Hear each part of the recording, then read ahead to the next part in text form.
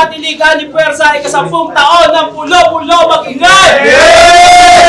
May K-Lab Manila, Real Jokes, Killions, Rapid at Hip Hop Clothing, RX Panda at Crown Manila. Maraming salamat. Maraming salamat din sa mga nagbigay ng pagkain para sa anniversary natin. Check yan, Siomai, kay MJC. Maraming salamat. Rad Manila, maraming salamat. Sa sushi ni Critical Natalo. Maraming salamat. At sa Shakey's ni Meng, ni Engineer Meng, maraming salamat. 1659, maraming salamat sa Shakey's na halagang 1659. Yun, sa kanan ko, may MC, magpakilala ka. Si Rhyme ng Quezon Town. Shoutouts pala sa linya-linya, syempre. Happy Anib Pulo sa Killions, kay Sir Alvin, sa mag-ginawang sumama mag-celebrate. Tapos mga tropa kong kupa na nagchochongke. Hanggat maaari, wag kang magpapahuli. Sa kaliwa ko, may MC, magpakilala ka. Ingat ka. Okay, Ruth. Shoutout sa nag-choke si CR kanina. Nanalo ng coin to, si Keyaro, pinili niya mauna, si Siray, mauna ka na daw. Hey! Parang doon ng palakpakan.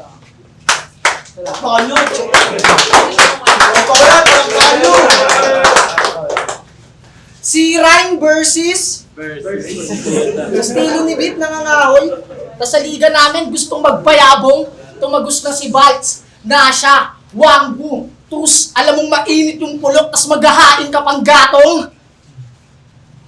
Kinikilatis ko lang kung itong napadaong, sapat na napanabong. Tinignan lang kita baba hanggang taas para alam ko yung sukat ng paglalagyan mong kabaong. Kasi siya, si Keyaro, kupal, yung karakter, bileng, tangina, kumikid Brown Street sa lyrics tapos sa village na atira.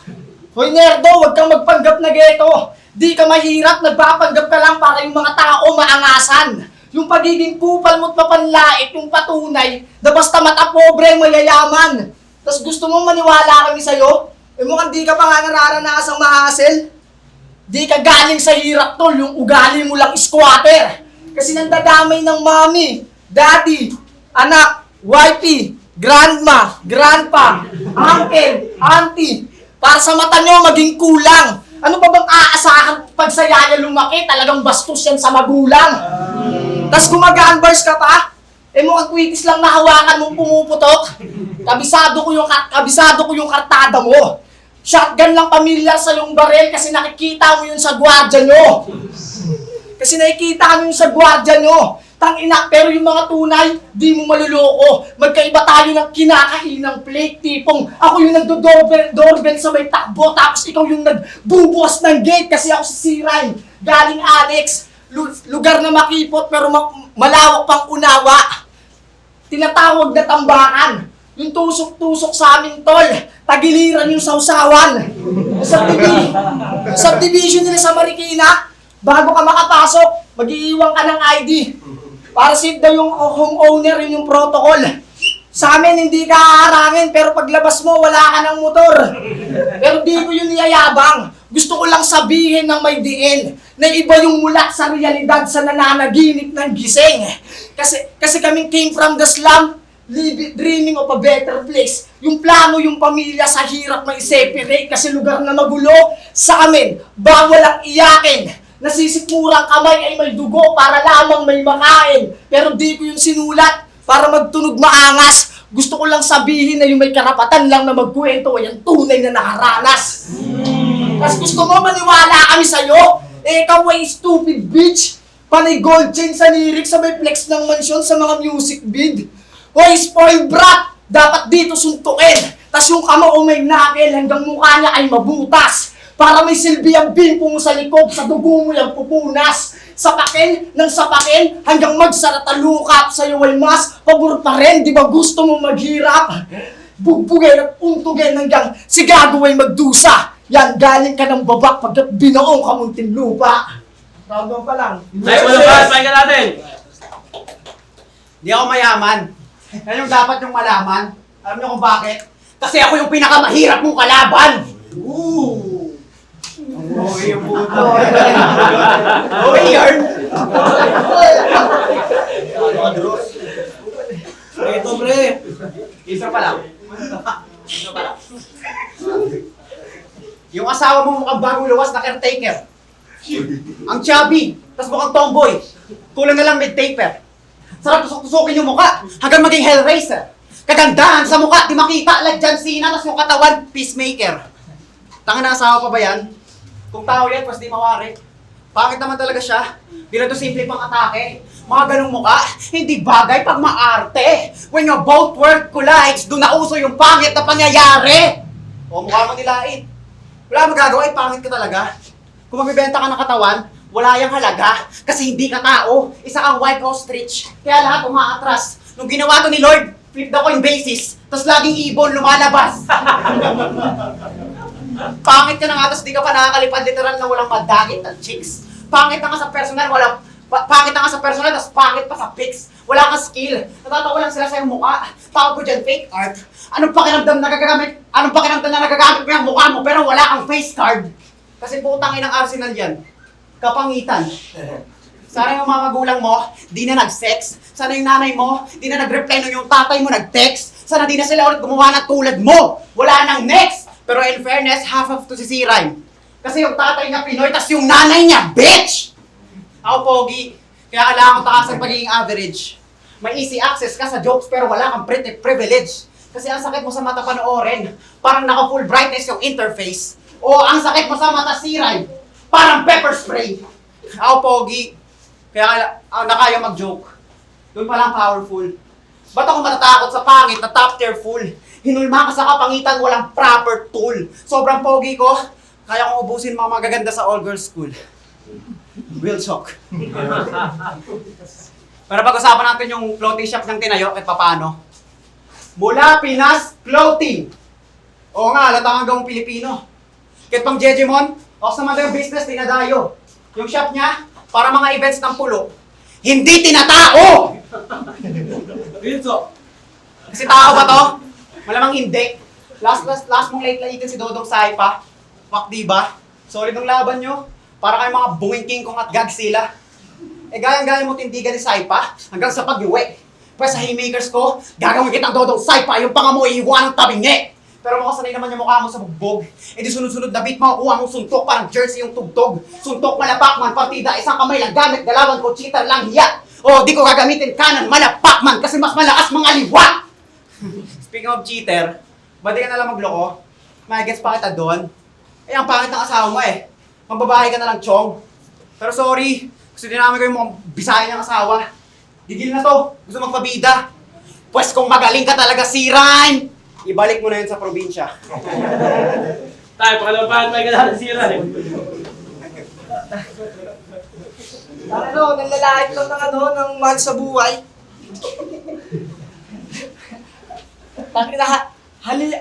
Malinaw na bagito ka, pre. Hindi talaga tinatako yung pulo kasi dito puro halimaw kami. Paano mo ang asawa ko? Maganda yan. Kaya yung lagay mo alanganin. Tanggapin mo na lang kahit hindi totoo para maaganti naman ako ng panggugulpi mo sa akin. Ang ina ako pa yung pagtatanggol niyan eh. Tapos gusto mo mag-rebat ako? Okay kasi si Andros. Ding! Unang laban naman ka ng gabi, kahit yun, freestyle ako tila. Hindi, damihan na natin. Pansin nyo ba? Sila ni Vitro, madami nilang similarities.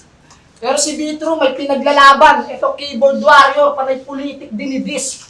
Isang bading na online activist. Ano yan, pag Paul yung gusto mong sabihin, tinatagtad mo ng asterisk. Asterisk 3, okay. Tinatagtad mo ng asterisk, pero wala namang mali sa ganun. Kaso kung sa ganito manggagaling, nakakaduda. Nak ng puta, galit na galit sa nakaupo, mukhang kolorum naman yung itsura. Mukhang nakakaranas ka lang bumoto pag kinukuha kang judge sa battle. Tangina mo, wala kaming respeto sa aktivistang walang precinct number. Wala kang pinaglalaban. Nakikisakay ka lang kasi uso. Para magmukha kang intelihente. Sobrang tanga mo, kilala mo lang si Marcos. Sobrang tanga mo, si Marcos at Duterte lang kilala mong presidente. Tapos galit na galit sa post. Kala mo, ang tikas nga rin. Eh mukhang di ka pa nga nakakakita ng Picos machine. Maniniwala lang kami pag namatayan ka na ng kaibigan dahil sa problema. Huwag mo kong yabangan ng suwag mo't pera, yan ang itchapwera. Pagiging aktivista mo peke, yung suwag mo peke, ito ang pruweba. Ang tunay na aktivista, yung stana, makikita mo sa Menjola. Puta, nabubula ako, medyo lasing. So yung kalabang ko, umiinom siya ng Red Doors, siya iba din. Gusto mo sipa ako, mas malakas to. Jola, tapos kadalasan nanlalait pa ng forma ng kalaban. Kala mo namang formado si Loco. Kung di namin tropa si Vitrum, hindi namin re-respetohin mga battle rapper na nagpo-polo. Tapos yung polo long sleeve, yung butonis pa bukas. Yung butonis pa bukas. Taki na sarang mo kasi. Sarang mo. Tapos yung butonis pa bukas. Bukas na kaya. Tsaka nanay ko, tsaka tatay ko, yung mga angle mo sa nanay at tatay ko, nakakagulat ka bro. Sana hindi na lang siya tinext ng tatay ko. Yung uso pa nun, sulat pa bro. Wala pang text doon kasi 80 plus na sila eh. Pero patay, hindi pa pala. Lola ko pala yun. Sorry ma. Lola ko. Tapos yung botonis bukas, parang mga hindi rapper. Minsan bagayan nyo rin yung ating putang ina kasi hindi naman kumorma. Si botonis bukas, tayo kasi. Boss, tayo lang ako dun oh. Takay na lumabas na lang pag-ayon makinig ah. Ito!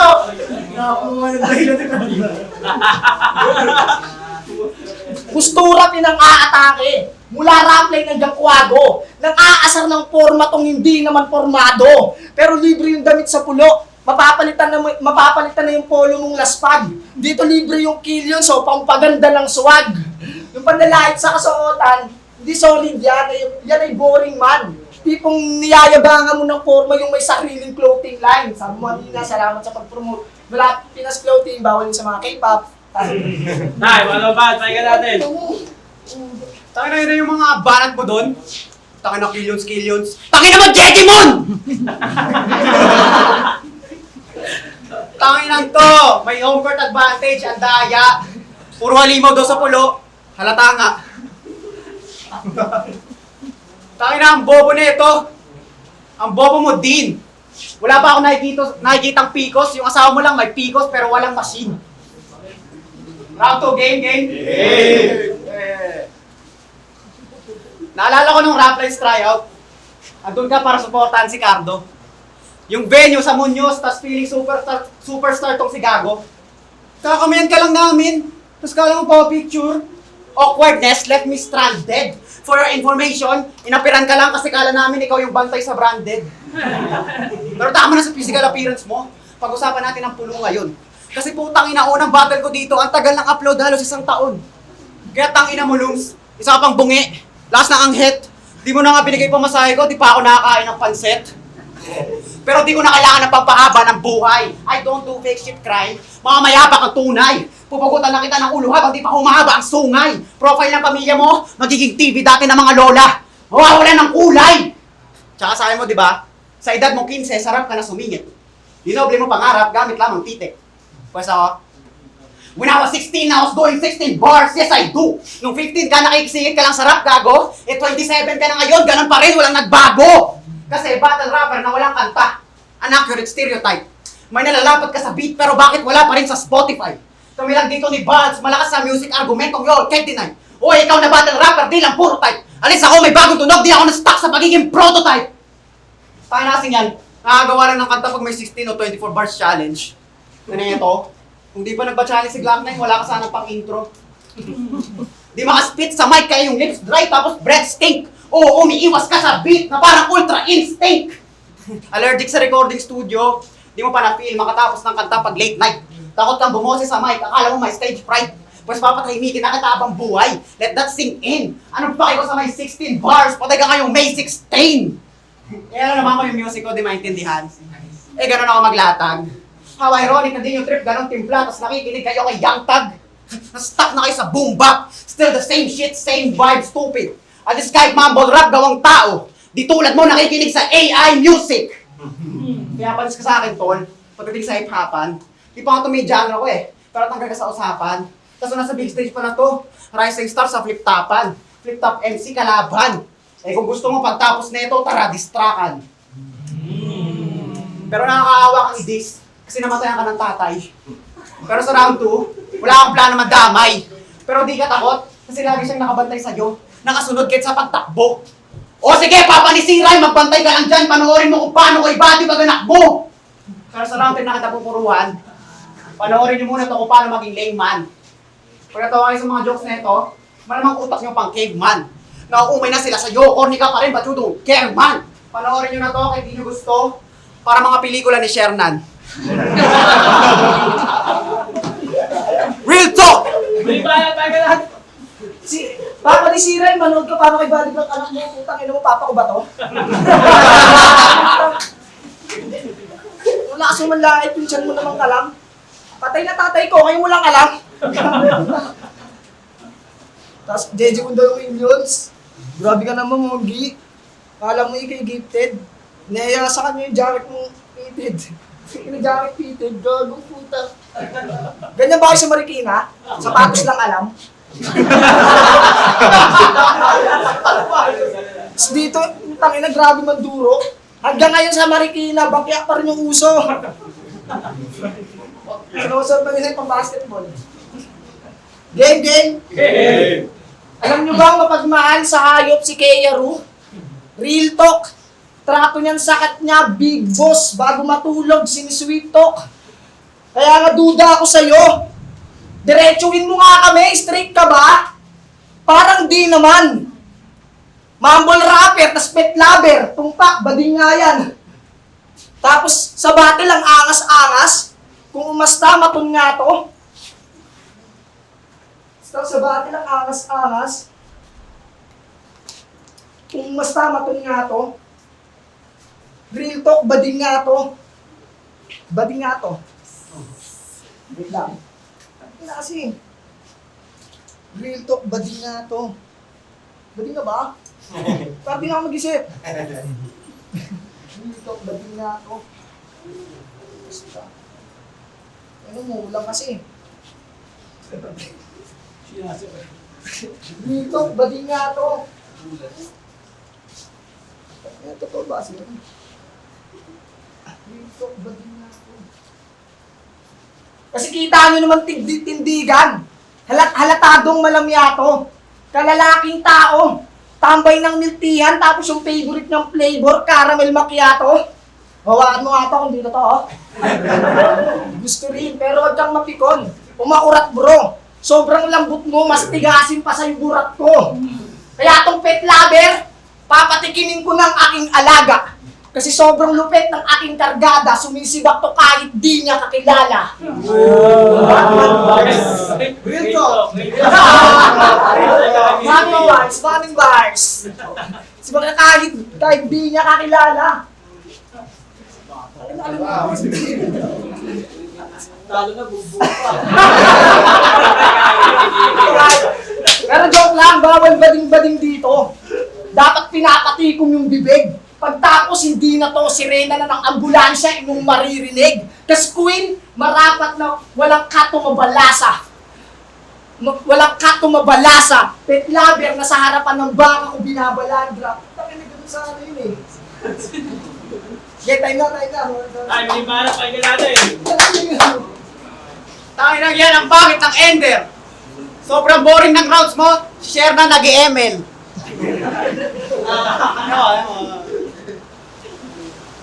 Game pa ba? Game! Tinalo ka ng teritoryo MC. Real talk. Doon palang panalo na ako. Di sila natuwa sa mga paputok mo. Ang baho, gago. Tinalo ka ng taga-probinsyang JM Tab. Tangina hudat. Dinurog-durog ka lang ng probinsyano para mga Tagalog MC sa gubat. Na 3-0 ka ng di worth it ka rival.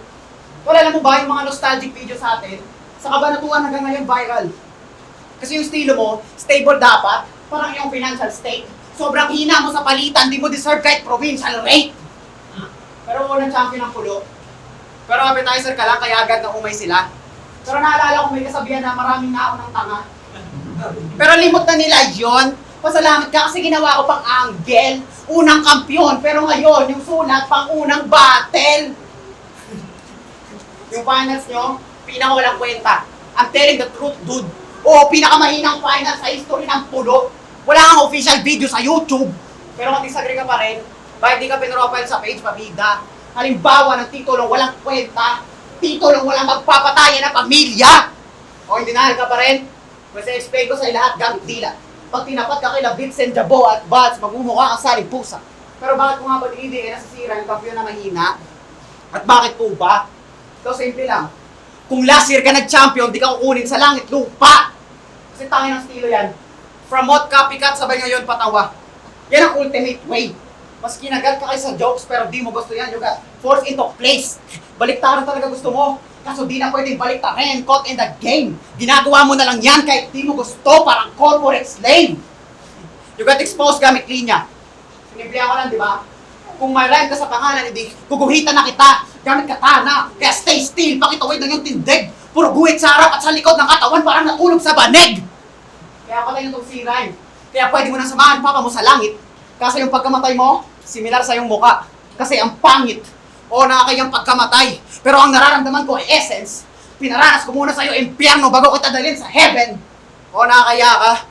Dinuduro ko ng mga developed top MC. Dinatupad, dinihiling. Kung yan lang kaya mo next 2 years sa battle rap, hindi ka nahingiin. Pinapahiya na kita si Ryan. May kutsilyo sa dibdib at akin pang ididiin. Sa sobrang pahiya, nakatakip kanyang mukha nung siya'y nililibing. O siya. Tapusin ko na rounds ko. Kasi ang bobo na ito. Babalik na ako sa rap lines para kunin ang kampyonato. Binatibag ko na tong bobong rapper na mukhang Ninja Turtle, Donatello. Huwag ka mag-alala, makakabalik rin naman sa inyo. Kaso yung katawan di na kompleto. Tayo, malakakan natin yung laban na yun. Jolly. Ang malinaw naman, ha? Ulat yung ginagawa. Game? Yo! Pularang Patinik, aning pwersa, ika-10 taon ng pulo-pulo magigay! Yeah! High Pitch, Black Manila, Real Jokes, Killions, RX Banda, Rapid and Beef of Clothing, Crown Manila, Aboto ng Morado, 3-0 para kay Kiyaru. Luto! Okay, si Andrew. Shoutouts kay Kiyaru. Pasensya na ako, hindi ko nahugot. Pero talaga ako, yun lang. Yeah, Jerry G. Binigay ko pa yung round 1 kay si Ryan. Pero gain ko na lang. 2 and 3 malinaw naman kay Kira. Malinaw naman round 1 kay si Ryan, 2-3 kay Ang isa. Dad! Nandyan ko lang. Papagupit pa kasi. Yung round 1, digit doon, pero all 3 rounds ako kay Yaro. Props kay si Ryan. Eko!